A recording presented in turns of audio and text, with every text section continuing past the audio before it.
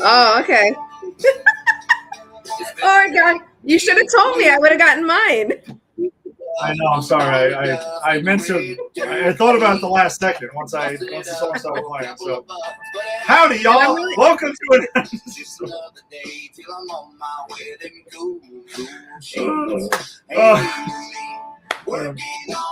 Exactly. What's up, everybody? Welcome to a brand new episode of the Empire 161 Show, Season 7, Episode 20. Yeah, we're working a night shift with Ryan Weathers and John Party, apparently, on this Sunday evening, back in our usual spot after a few Thursdays. But yeah, we work around the Yankees schedule. So, yeah, thank you for joining us as always. If you're joining us on the Facebook live stream, or if you're joining us on YouTube, or wherever you found your audio on the podcast, we always appreciate your support. And I'm Adam with me as always is Lisa. Lisa, what is up? What's going on? First of all, I was gonna say, first of all, you're wearing two hats. I love that. Secondly, I genuinely thought that this was gonna be a Trent Grisham ode, because this is definitely his type of music. There are more Cowboys. Say it again. We have multiple Cowboys, I guess. We have multiple Cowboys on this team, but who knew it was really Ryan Weathers' song? So you learn something new every day, folks. Stay tuned in. You never know. Also, I knew this, but how many people thought that Ed would actually have a cowboy hat? Only if you knew the giveaway last year. Exactly. It's only because of the giveaway. So, folks, we have some things to talk about today. We're going to talk about the series of the Yankees versus the Mariners, and we won that one 2-1. And unfortunately, we lost 2 out of 3 to the Blue Jays, but we did win today, which was kind of dramatic. Today's game was kind of dramatic. I know I have a lot to talk about, Ed. I have some good stuff to talk about, some bad stuff to talk about, particularly how they are still not hitting consistently. It's really bad. I actually wrote how many hits. I mean, you always say this, but I made sure to highlight how many hits on every game we're about to go over. And aside from the fluke game where we won 10-5, there wasn't a lot of hitting going on.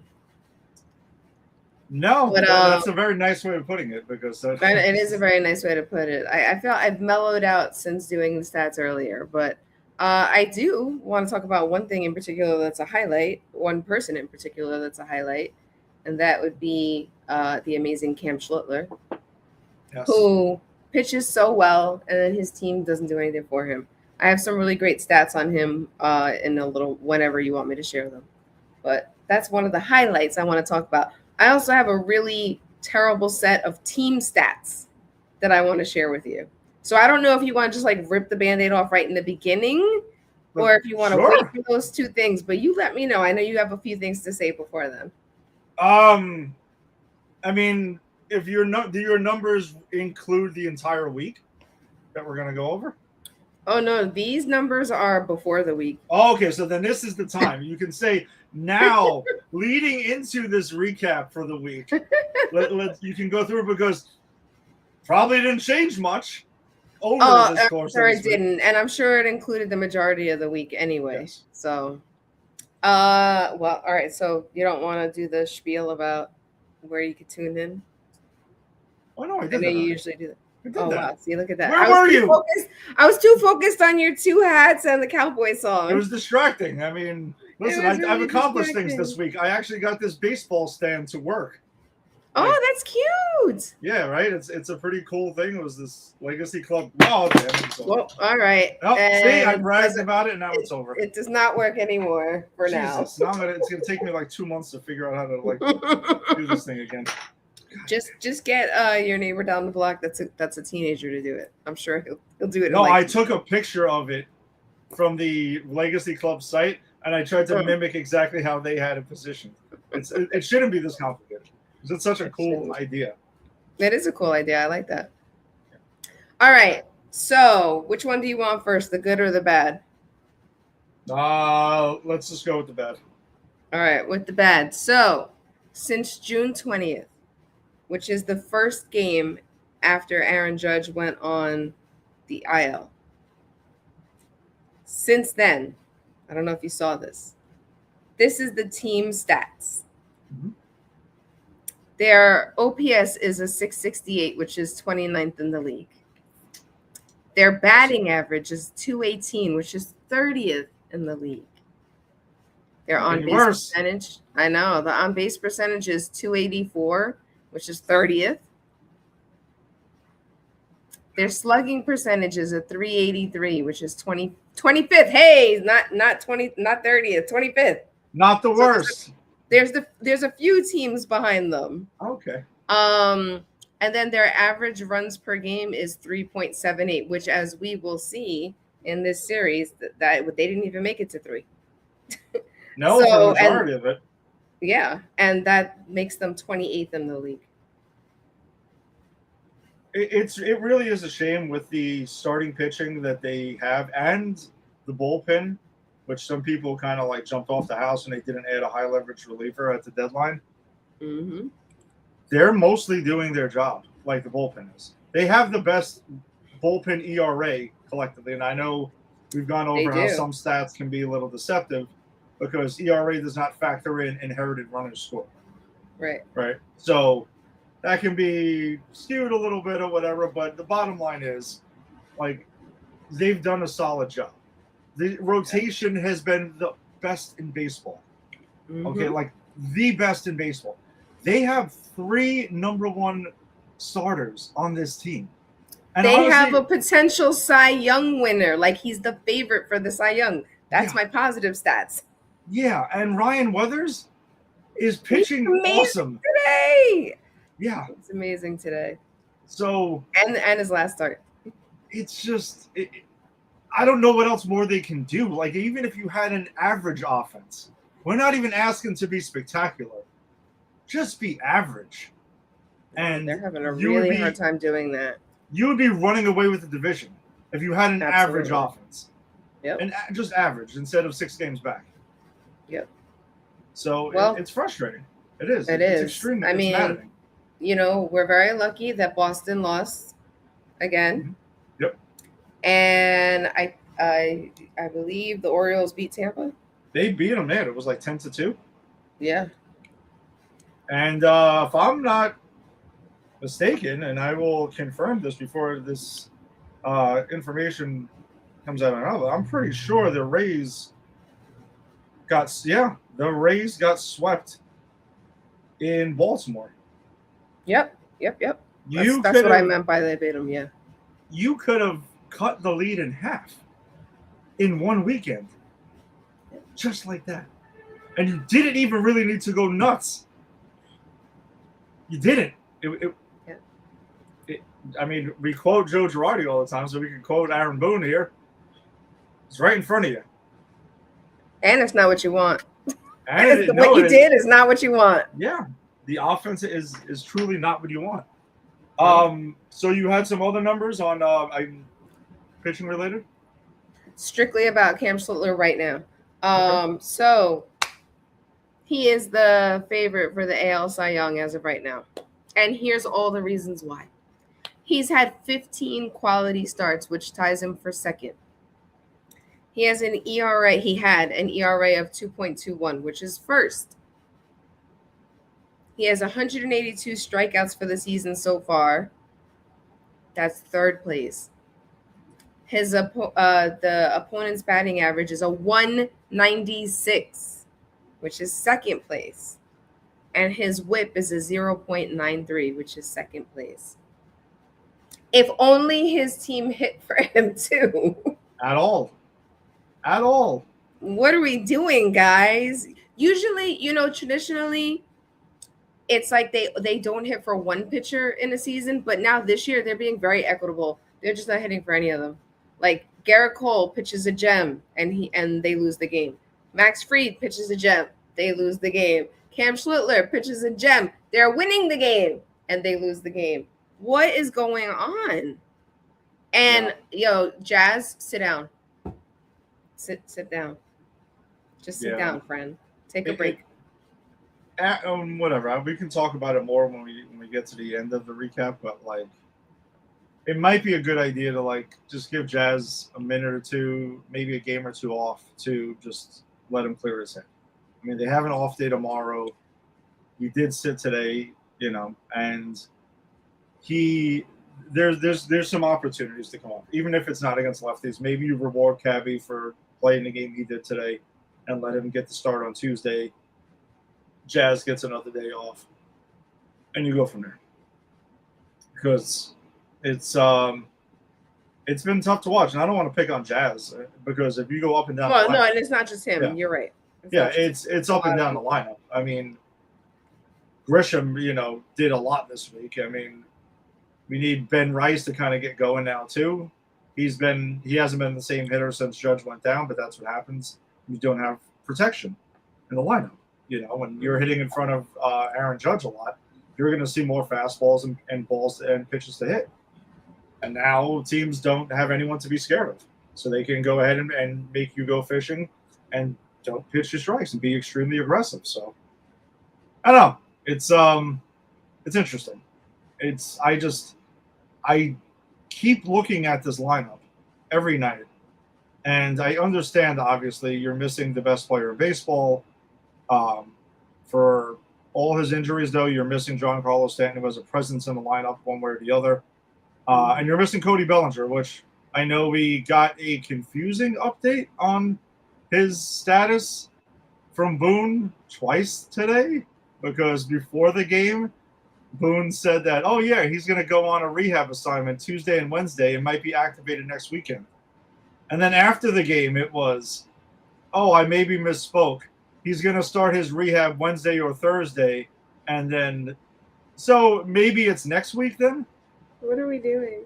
I don't know. It's a little bit odd.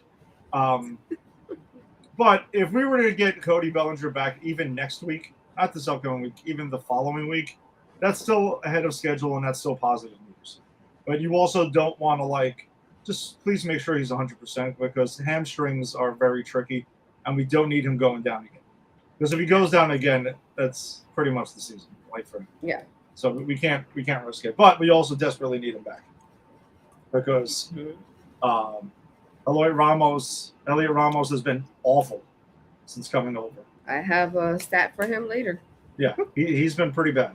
And I'm not saying he can't hit, but, if he's playing against lefties, if that's his thing and you kind of shift him into his role, kind of like, Jose Caballero, who when he was playing every day, maybe you overexpose guys who are bench players.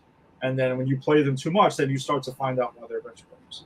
So when they go back into their role on spot starts and here and there, and you put them into specific situations to succeed, which they excel at, then you're going to get the best of them. But, that's maybe what we're seeing here because they're pretty thin in the outfield right now. You got Ramos, Grisham, Jones, and you can throw Cabby out there. Right. And that's it. And in a super emergency, Ahmed Rosario. So, but not a lot of options. No. And a really interesting one would be because Jazz came up as a second baseman. He also was their center fielder for the Marlins for a while. Huh. So I'm not saying, I'm not going out on a limb and highly suggesting that they should just, because he hasn't done it this year or a lot last year. It's actually one of his first games at the Yankees who played center field. I do not remember that at all. Yeah, maybe, if I remember correctly, it may have been his debut. I think he actually started his first game with the Yankees in center field. And then what happened? Shifted. Oh, no, I mean, it was just on a pitch because they may have had an injury or something like that, and that's what happened. And that's why they started him that night. It was, again, in a pinch. Jazz is, say what you will about Jazz. Jazz is an athlete. You can tell that. Oh, yeah. Well, he's very fast. So, yeah, I mean, and he makes some great plays. Yeah. He also misses some, but. Yeah. But he also, there was a defensive stat with Jazz that also was I think he was 17 outs above average for a defensive metric, which, I mean, that's one of the best in baseball. So, yeah. I mean, there is that, but then you could take the defensive metrics for what they're worth. But I don't know. Lineup construction today, earlier today, I did like to see that we finally shook up the lineup a little bit. and Rice batting leadoff and stuff, and there was some shakeup there, and got us 4 runs. It's better than 1. It's better than 0. Didn't exactly wasn't the elixir to help everything. No, it wasn't. But all right, let's dive into it then, shall we? Let's take it back to the Yankees-Mariners series back in the stadium earlier this week, where the Yankees would take the opener by a final of 4-1. The mentioned Ryan Weathers, no decision, 5 2/3, 2 hits, 1 earned run, 3 walks, and 4 Ks. Tim Hill got the win in relief. His record at the time 4-2. David Bednar, 27th save of the year. Trent Grisham, 2 for 4 with 2 RBIs and a double. Luis Garcia Jr., 2 for 4 with a double. Ryan McMahon, 1 for 3 with 2 RBIs and a run scored. So 4 runs, not needing a homer to score. So that's positive because we're looking for anything. And also, just a small detail that was encouraging, Grisham and McMahon, they got those hits with runners in scoring position and also went the other way for singles. He did. So you can do it when the opportunity presents itself. So it's, we don't have to just kind of go ahead and swing for the fences every single time and just rely on homers to score. So it shows that it's in there, Lisa. It is in the toolbox. If it's needed to get maybe at the bottom of the toolbox in the corner in a Ziploc bag that's dirty that you can't really see what's inside, but it's there. It exists. So there is that. You got anything further on this night? But they got the homestand started on a nice way. Yeah, they did. I do. When Ryan McMahon hit his single to left center field in the bottom of the 7th, that his that single produced 2 runs and gave him 500 RBIs for his career. Yeah, nice round number there. Yeah, very good number there. And I think you mentioned it, David Bednar. That was his 27th save of the season. Yes, who has been really good despite of what happened earlier today. He was also in a fairly tough spot, but yeah, he was. Also did contribute to some of it. We'll get to the details of today's game early because it was interesting.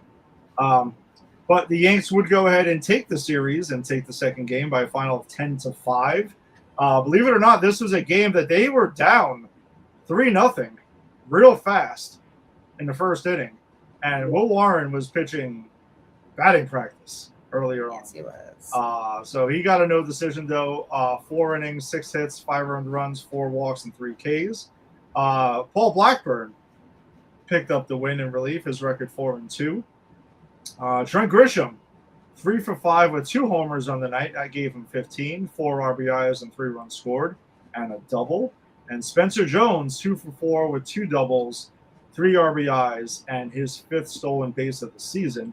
And to note as well, Spencer Jones just missed a homer on one of his doubles as an RBI double that hit off the left field wall. So again, the ability for hitters for our lineup to go the other way when needed is there in that Ziploc dirty bag in the bottom of the toolbox that I've referred to.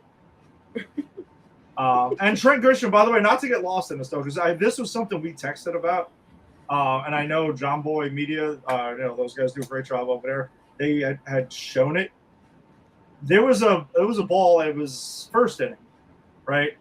That Trent Grisham and George Lombard Jr. were kind of converging on, and it looked like a ball that it was probably should have been easily caught by Trent Grisham, and Lombard has to go all the way out for it, and way out of his range. He really had no shot at that. It ends up dropping in. So Will Warren, they showed footage. Oh, he was very annoyed. Yes, he was pissed. He was pissed. Now on one hand, I'm like, my reaction to this was because I had to see this after the fact. I was at the game, so I mean, these eyes ain't working that great where they're going to see the expression of Will Warren's face from 420B. So that would be pretty remarkable. It would really be. But I will say, that's a ball that Trent Grisham needs to have. The fact that he wasn't even in the picture is alarming. Yeah. I don't blame Will Warren for being frustrated. No. Now, do you show up your teammates at the same token? No, you shouldn't. But I don't know. I didn't think it was. I think it was. He was visibly pissed, but I didn't think it was to the point of like, you know, you like really tried to embarrass Trent Grisham or anything like that. I just think he was in the No, moment and frustrated. I agree. I've seen worse. I've seen Garrett Oh Cole yeah, be way worse. Garrett Cole is very expressive when one of the team doesn't make a play that he thinks they should. yeah, I think Will Warren, if I remember correctly, I think he was just like, and he said the F word. yeah. I think that's about it. So And we've all been there. yeah, absolutely. Yeah, I was so, there on one of our games a couple weeks ago. Yeah, listen. If you're a competitor, you're there, and that's just the heat of the moment there. But he wasn't wrong though. He really wasn't, and No, he wasn't wrong. that's been. And I know we're going to talk about Trent Grisham a lot, and we already have on his offense, and his bat looks like it's woken up now, which is good. Which is great to see, especially in the situation the Yankees are in. But it still keeps driving home the thing we talked about last week is Spencer Jones does have the opportunity to be the center fielder for this team going forward, and they're kind of, I think they're doing themselves somewhat of a disservice by playing him out in right field. Like, he's faster than that. He has more range than that. Trent Grisham's range seems like it's diminishing by the day. And I don't know if he's banged up a little bit or something or what, but it's just he was never good at going back on fly balls that were hit right over his head. You know what I mean? I know center fielders, you can see them track it and stuff. Yeah. Grisham always seems to have, he's always had an issue with that. And I understand a line drive hit on an outfielder is the toughest play to make because, you know, it's just the angle and everything like that. It is because one false move and you're cooked. Yeah, if you take one step in or one step back and it's the other way, you're done. Outfield, so you're done. So I get it, but you're a center fielder. You're a major league center fielder, and you got a kid who's younger and faster, who's being played now. Kudos to Jones for being able to play all three outfield positions. He's just an athlete. But it's pretty obvious to anyone who watches this team on a regular basis. Like, Jones should probably be the one who's in center field. Like, and it'll be curious to see when Belly comes back and Judge comes back eventually, what this outfield looks like. I'm fascinated to see what they do. Yeah, I think part of it is, they do those questions of the day, and I don't remember if it was the beginning of this year or if it was last year, but they were all asked what nickname would you give, like X player?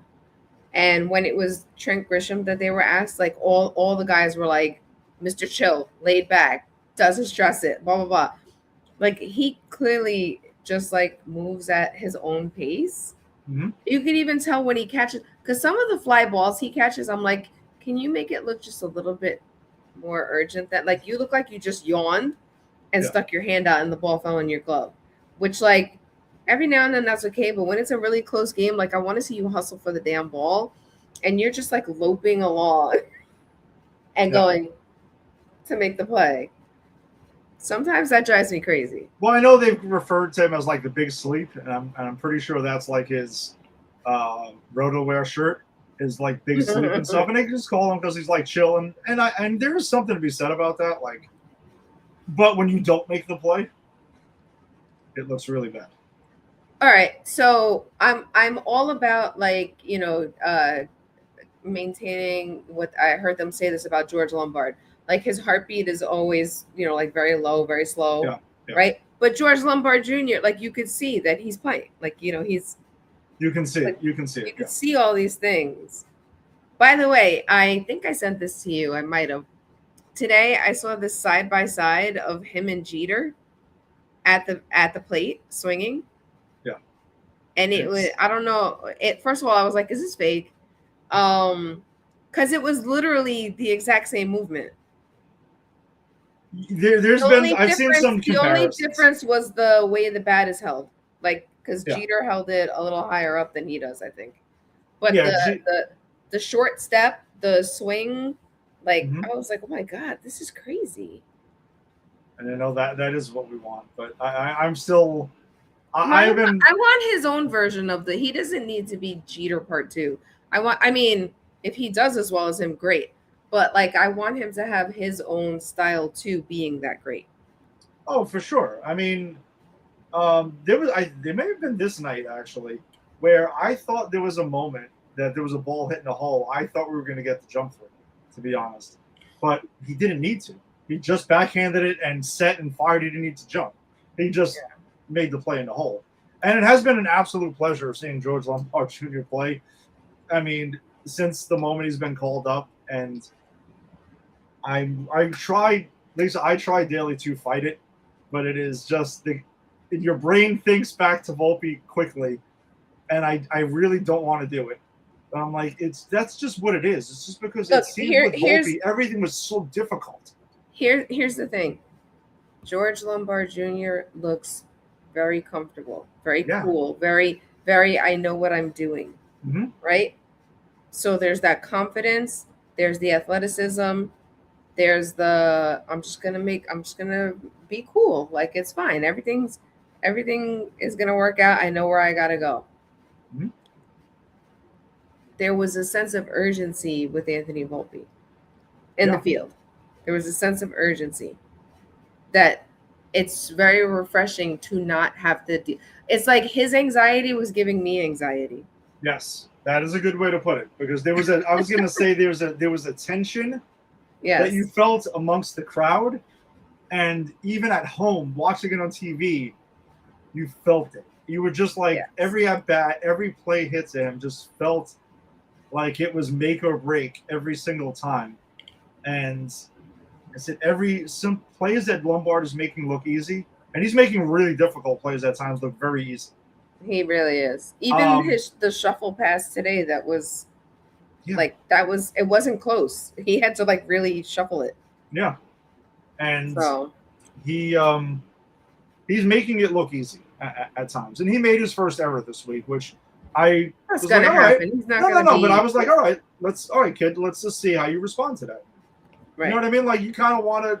Growing pains are going to happen, so you are curious to see when he strikes out in a big moment, when he doesn't come through, when you know what I mean. Like when you start dealing with something like that, how does he respond? And that's how I'm always looking for with young players. Like, how do you respond for your first adversity, especially when you come up and you're successful right away? Mm-hmm. You know, what happens when you get knocked down? Did you get right back up?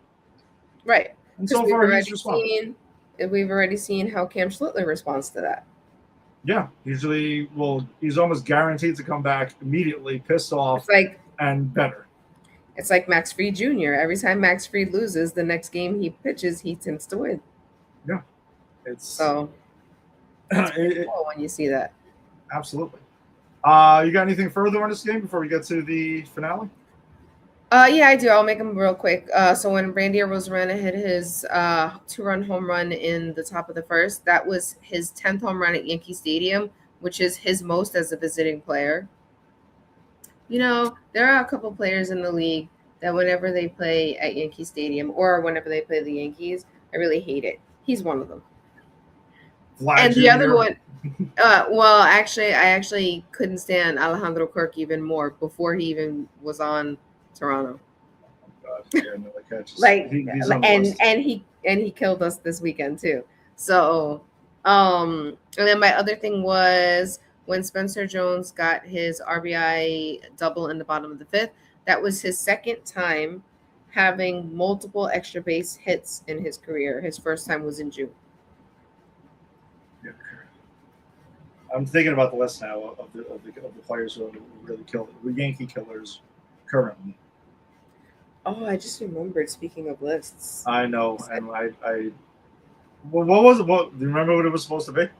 Pet peeves. Pet peeves. Okay. Well. Yeah. We'll see. We'll see how it goes. Otherwise, we push it off too. Yep. Because I'm sure I can reel them off. I'm sure All I right. could too, but we wanted to do it in order. Go ahead. Yeah. All right. So the Yankees, though, would not complete the sweep, and they dropped the Thursday afternoon matinee by a final of 1-0. Max Fried took the loss. His record 4-4. He only went 5 innings, 5 hits, 1 earned run, 2 walks, and 4 Ks. Luis Garcia Jr. 2 for 4 with a double.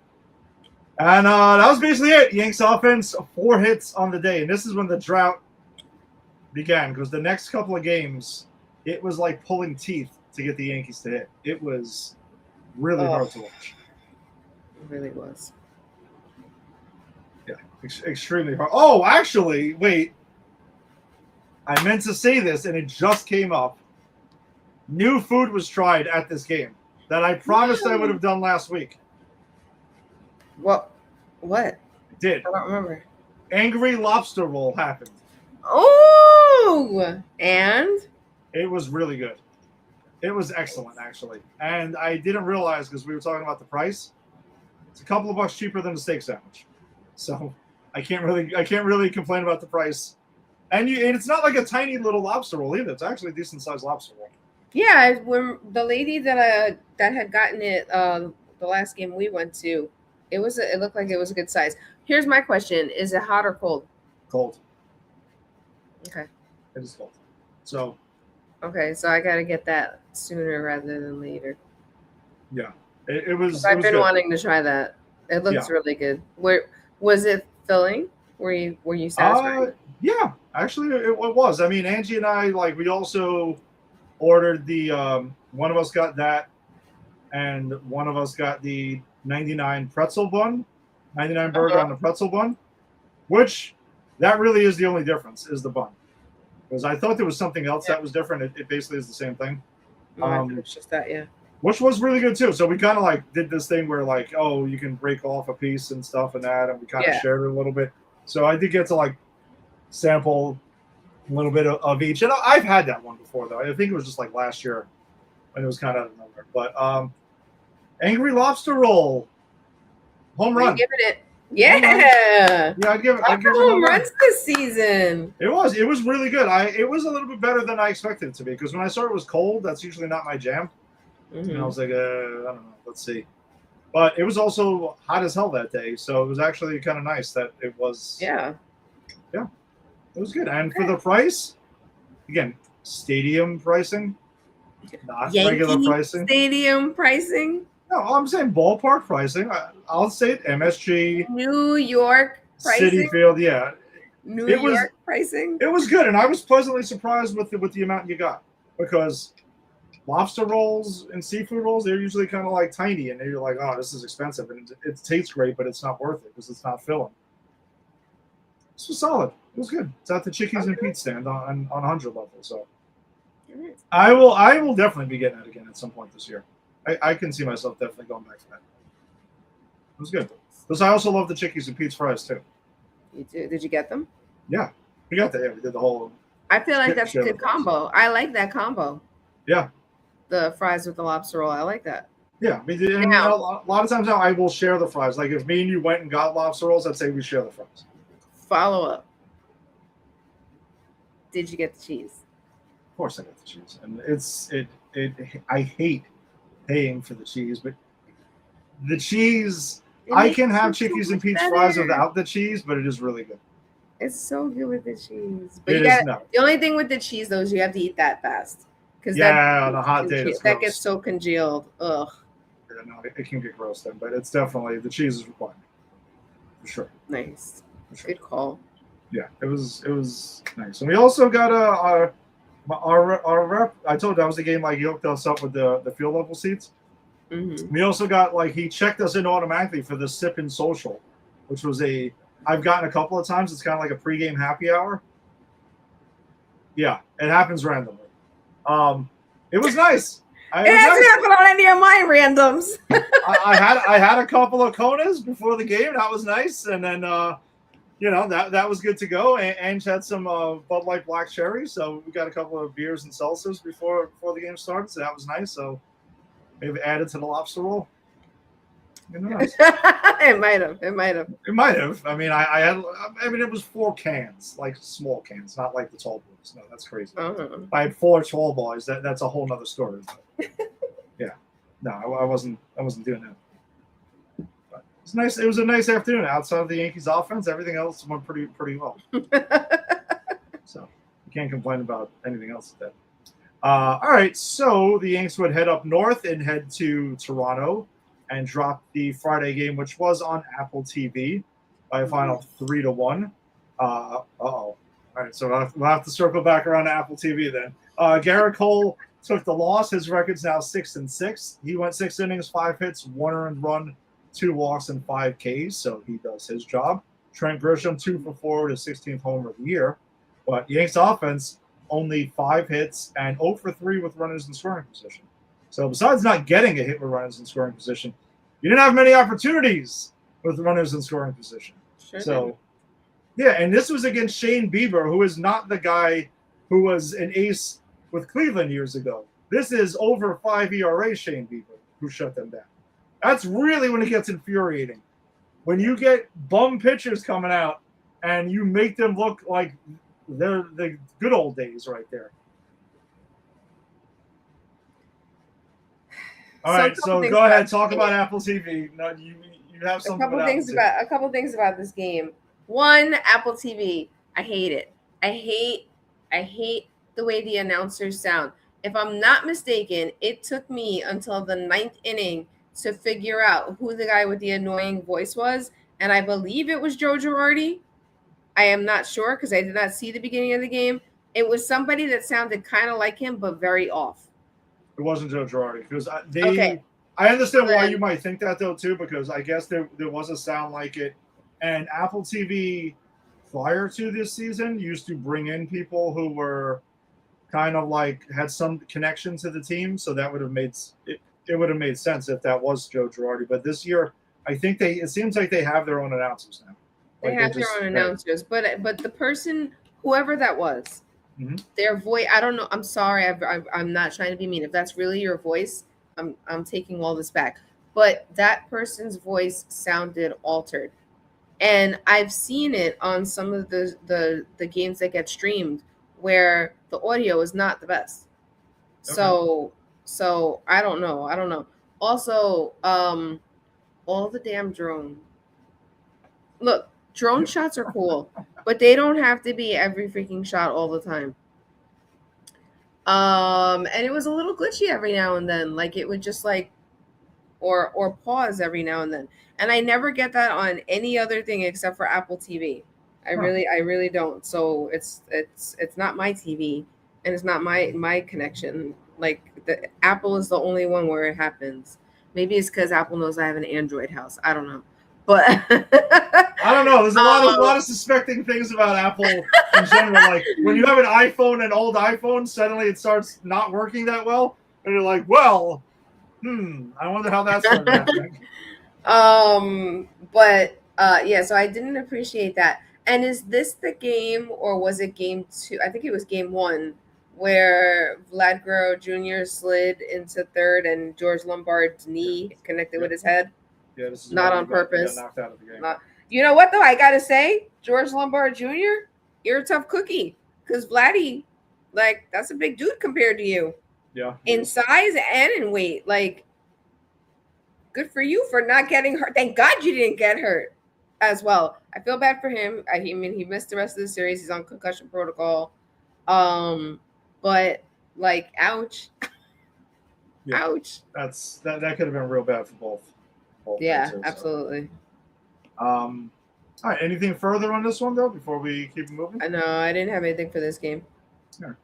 All right. So it took us to the Saturday afternoon game where the Yanks unfortunately did drop this one by a final 4-1. Cam Schlittler did take a no decision, 5 1/3, 4 hits, 1 earned run, 3 walks, 7 Ks. Brent Hedrick actually gave up a run. It happened.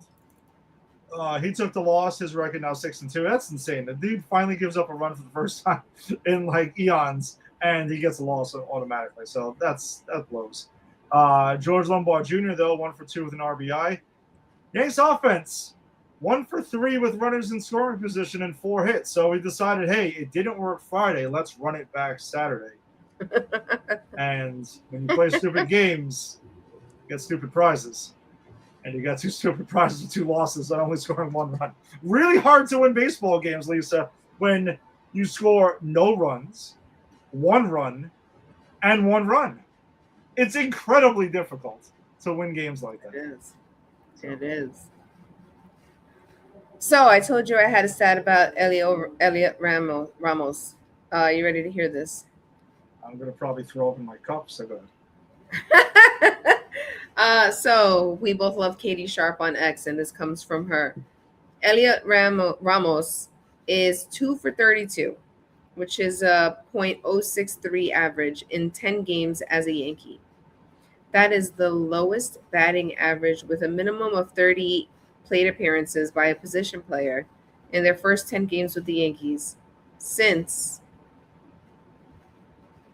would you like to guess the year?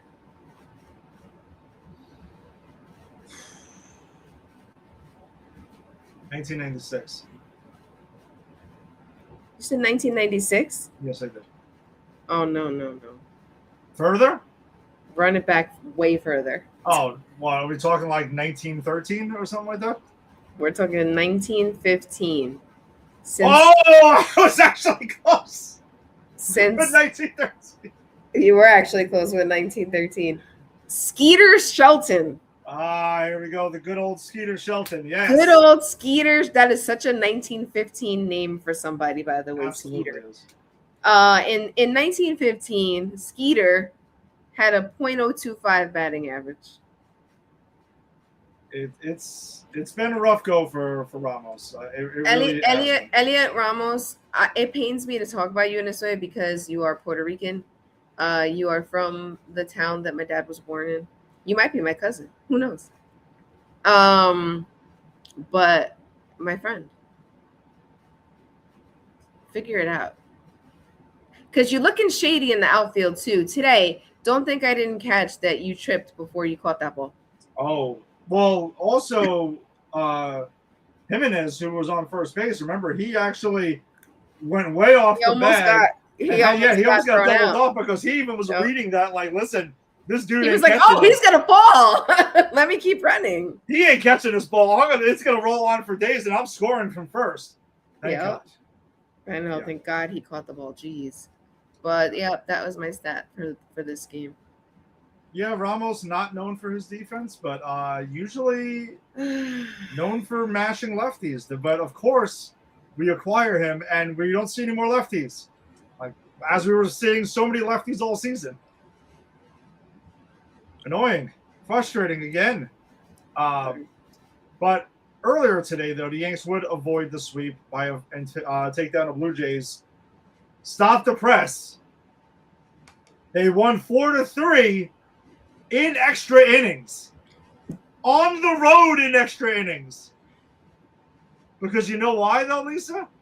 Because they actually hit their first home run of the season in extra innings. Which is insane. So, Ryan Weathers, I was about to say David Weathers and say go ahead and go for his dad. I do need to, I'm not going to lie. When I read his name, I do stop myself from saying David a lot. I'd say, did see his dad? I did watch his dad pitch. He took a no decision, though, which sucks. He pitched his ass off. Yeah, oh my gosh. He has such a great game. No, he looked awesome. 7 1/3, 6 hits, 1 earned run. 1 walk and 4 Ks. David Bednar picked up the win, but also his 3rd blown save of the season. First one in quite some time. The last one was against the Mets in the Sunday game there. Tim Hill, 2nd save of the season, so that's not something he'd be doing. But listen, he did his job there. Jose Caballero, who did get the start today in right field, 1 for 2 with an RBI, a walk, a run scored, and his 30th stolen base of the season. And also the walk in his first at bat to kind of ignite the whole thing.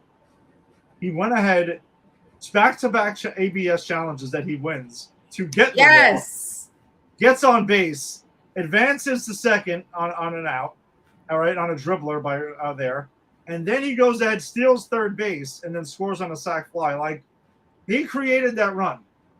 He So, did. Kudos, He that's did. what I'm saying. And like, you got to give him credit. the steal of third base was his 30th of the season. By the way, I don't know if you caught this. I did, and I thought it was hilarious. And I think it's because I was driving when this happened. When he did the 2 ABS challenges, the second one, the umpire was like, "Batters is challenging the call again."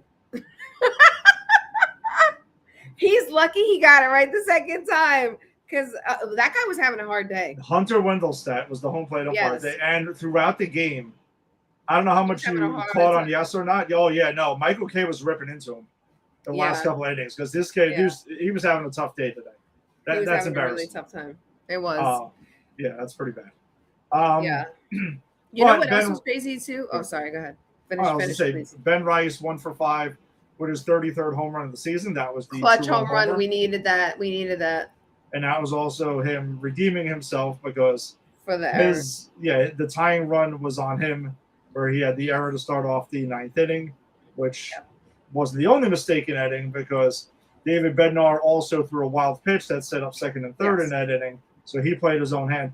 And that was only his second wild pitch as a Yankee, both in Toronto, which is eerie. Yep. Thank you, Katie Sharp. That is really weird. All right, so he had 2 RBIs, and George Lombard Jr. 1 for 3 with a walk, a run scored, and his first stolen base of his career. So, listen, the Yanks go ahead and, they go ahead and win a close one today. It's like when they win, a lot of times it's rarely easy. It's not like the Wednesday game against the Mariners. We rarely seem to get those this day because it is pulling teeth to score runs. So that was that. Did I take the fun facts you had for this game? Well, I mentioned one of them already. Okay. The 30th steal of the season for Jose Caballero, but I also have one for Dylan Cease. He got his 200th strikeout of the season, while Trent Grisham looked in the top of the 6th. But I want to talk a little bit about. First of all, let me name this again, because Ben Rice's home run went 438 feet. You know what that means? Baja Blast time.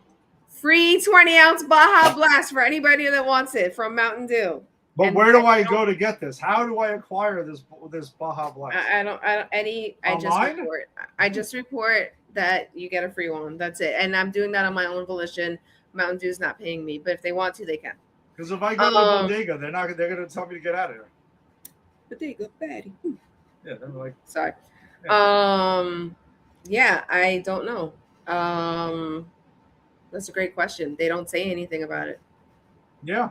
Because if are they implying that I just walk in anywhere and just say Baja Blast? Give me it. Maybe Baja Blast. Oh yes. Of course. Oh, Ben Rice hit that home run. Oh, okay, yeah, good. I got you. I mean, it is any player in MLB that does it. So there might be multiple Baja Blasts that we don't know about. I know. We have to look into how you do I am going to try this Baja Blast. I'm not kidding. I know I think you should. Yeah. I will not. I think you should. If I do, I'll be up for like 3 days straight, and you'll see a way different version of me. I mean, I got a Murph Guide game to play tomorrow night, so maybe I should. There you go. You might need a Baja. I should have a Baja. You should have a Baja Blast. The thing I do want to talk about, though, from this game were were there two overturned calls. One was Jose Caballero with the base. Oh my God, Ed. Yep. So I saw the replay of that when I got home. Mm-hmm. And Michael K literally said it. If he wasn't wearing the wristband, he would have been safe. Yep. It was crazy how, and by the way, like, major shout out to the cameraman that caught that. Yeah, that was some pretty grade A camera work there. That was so subtle. If you were not looking in the correct place, you would have not seen the very, very, very tiny movement of the glove. Because that's how subtle it was. Yep. Game of inches. It really is. That was like centimeters.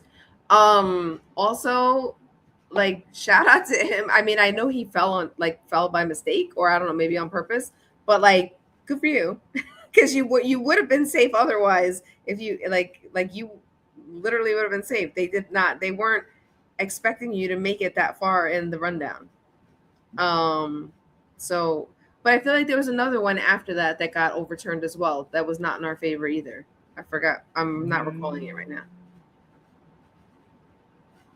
There was another one. Yes, there was. But it's not anyway, that was the one I wanted to focus on, though. Yeah, no, that was definitely, and it cost us a run because Jazz would have scored on that. Yeah, Jazz would have scored. Yeah. All right, so 3-3, over the last two series, won one, lost one.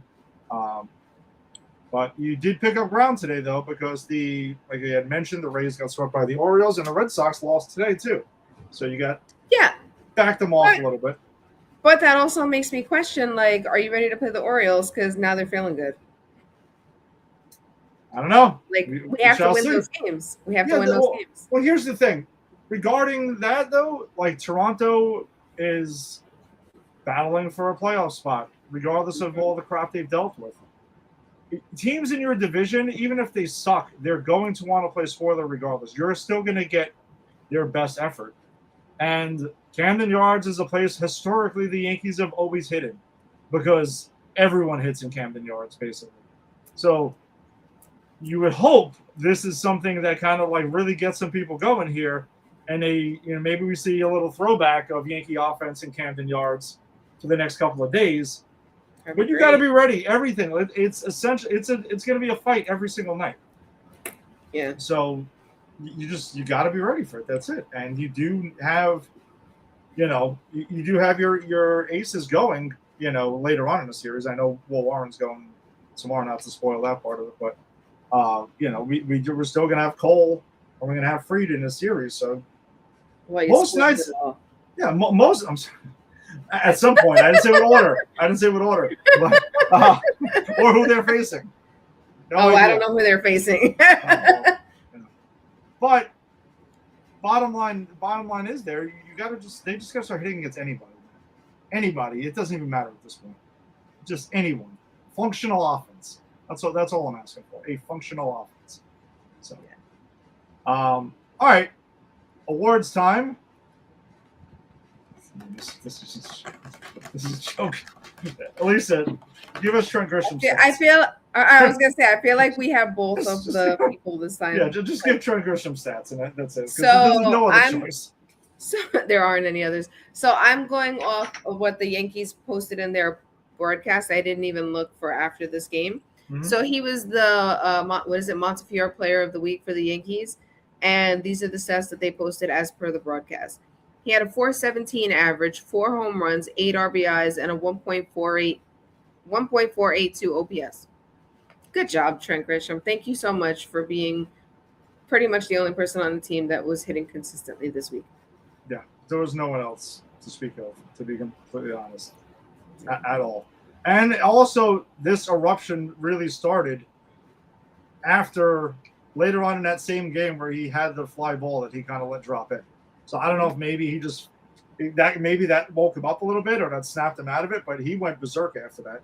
Because he had 3 hits in that game. Warren said something to him in the dugout. Yeah, maybe. Or Aaron Judge, because Aaron Judge points that stuff. Well, no, he would have pointed it out. He probably would have talked to both of them. He probably would have been like, yo, Will, we don't do that. And then he probably would have been like, yo, Grish, what's up? But I'm going to be honest, I don't even think I know what you're talking about because I remember a couple of years ago, right? There was the Stroman Gleyber Torres thing. That's where Judge jumped in immediately. Yeah. I don't know. Stroman was way more demonstrative directly towards Gleyber, from what I recall, than Warren was. Warren was more of like a, fuck. Like, come on. Like, we've all been there. Again. Stroman was like staring Gleyber down. Like, he was staring the whole like, Gleyber. Stroman was like, you better get in that dugout. I got stuff to say to you. Like, yeah. That was a whole other story. So. Yeah. Well, whatever. If that's what got him going, then that's what woke him up. I mean, it is what it is. But we had to get somebody to get them. All right. King of the Hill And pitcher of the week. what are you gonna say about Ryan Weathers? No, I mean, if you Or want did you to, pitch some? Or did you pick somebody else? no, it was Ryan Weathers. Both Yeah. of his starts this week were excellent. He is battling for a rotation spot because Carlos Rodon is on his way back. He's going to they haven't decided if he's going to make one more rehab start before coming back, but he's on his way back, barring any setbacks. So someone's got to go to the bullpen. So it's obviously isn't going to be Fried. It ain't going to be Schlittler. It ain't going to be Cole. And the way he's been pitching, it sure as hell ain't going to be Weathers. So looking at you, Will, tomorrow night, Will Warren. I mean, tomorrow night, Tuesday night. A lot of pressure on that one. Yeah. So go fight for your spot. That's it. Healthy competition there. Yeah. I do have a great stat for him in his last 5 games, again from Katie Sharp. Mm-hmm. So in the last 5 games, he's pitched 31.2 innings. He has a 0.85 ERA, 25 strikeouts, 9 walks, and a 194 opposing batting average. Locking it down. So he is not playing around. He wants to be that last starter. And also to note, they've also said that he credits some of his success recently to honestly not trying to go for as many strikeouts. He's kind of pitching to contact more, not throwing. He also got rid of his 4-seamer. Yeah. Oh, he's using it. Well, using it less. Using it less. He didn't get rid of it. He's using it less. Yeah, he's using his off speed more, especially his changeup. So, it's been successful for him. So, and if you don't go for as many strikeouts, a lot of times you're going to pitch deeper into games, and he wants to make sure he's going 6-7 innings to hand it over to the bullpen. So, yeah, it's maturity there too. And it's what you want. It is what you want. It is what you want. Sometimes you do get what you want. Not always, but sometimes. All right, so I know the pitching probables for the Yankees whole series. I know I inadvertently just through conversation kind of went through some of it, but yeah, you literally went through it all because the Orioles did not post their starters as of before this game. I mean, it is on Tuesday, but I just double checked again a few minutes ago and it wasn't up. I'm checking one last time. So they're facing TBD. Yeah, they're facing TBD all 3 days so far. But yes, it'll be Will Warren to start on Tuesday, Max Fried on Wednesday, and Garrett Cole on Thursday. Yeah, well, listen, most nights the Yanks have starters give them a chance to win, so just go get it done. And again, turn back the clock a little bit to traditional Yankee offense in Baltimore and start to go hitting some bombs there. Yeah, so when the Yankees used to score runs consistently. All right, well... Whoopsie. I was going to go ahead and drop that off there, too. That does it for us. Thanks for joining us, as always. If you joined us on the Facebook live stream, be sure to check us out at the Empire 161 Show's Facebook group, where we're going to show you highlights and lineups and other great stuff around baseball that don't quite make the show. So check us out there. Check out Pop Culture Pros and PopCulturePros.com. That's who we are presented by. If you want to check us out on Instagram, at Empire 161 Show. I'm still going to predict the breaking news of the Giancarlo Stanton activation. There was something. I posted something today. I know you did. Somehow, some way, and I don't even have Instagram. How do you know? Gut feeling. Gut feeling there. So, you can check us out there. You can also check us out on YouTube. Subscribe to Pop Culture Pros and wherever you find your audio and podcasts.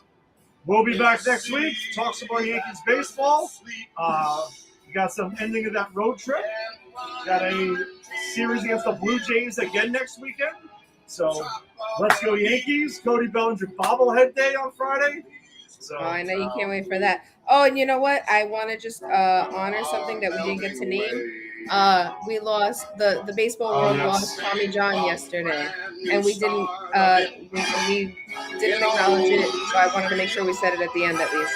Good catch. Yes. Yeah. Tommy John. Yes, it is that Tommy John of the surgery as well. Yes. Also, we also pitched the Yankees and had a song with the RRP Tommy John. All right, we will see you next week. Peace.